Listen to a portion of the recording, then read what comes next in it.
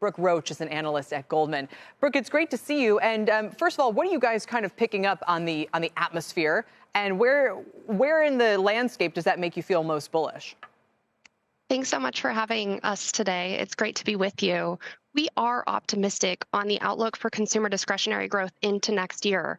Our consumer research group here at Goldman has a proprietary consumer discretionary cash flow model, which puts all of the different economist inputs of what's happening with wages, healthcare, and essential expenditure costs.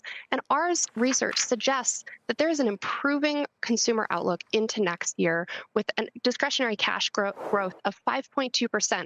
Better than 4% on a savings adjusted basis into 2025.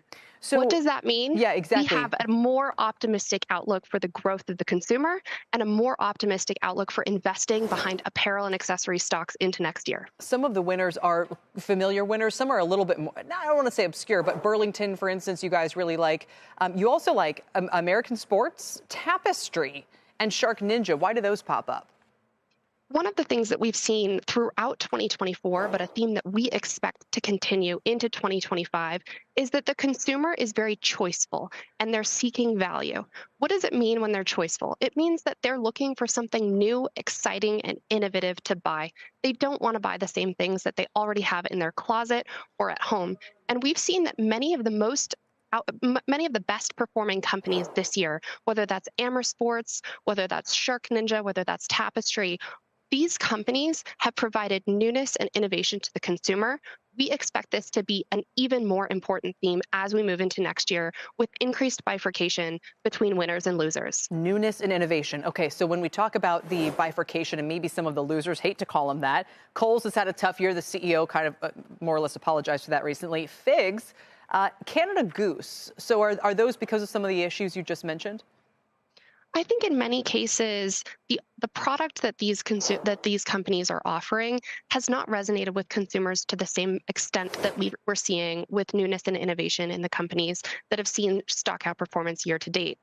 In some cases, we've seen some challenges with weather, which has weighed on some of the cold weather goods sales in the fall and holiday season. But we think in many cases, it's a function of what is the product that you're offering? How new and innovative is it? And is it at the right price point? And in many cases, that branded value proposition is misaligned in some cases, such that you're not seeing the same rates of historical growth and you're seeing some incremental profit pressure on the stocks that we're a little bit more cautious on. Yeah, I wanted to quickly mention a couple of names here that you think could be exposed to tariffs. And one of them you've already talked about in a positive way, which is actually Shark Ninja. So the other two, one is Yeti, which is not one that often I think of as sourcing from China, but as you say, the other is Lulu's Fashion Lounge Holdings. So I guess is it wait and see in terms of what comes down the pike here? I think in many cases, what investors are looking for is visibility of sourcing diversification.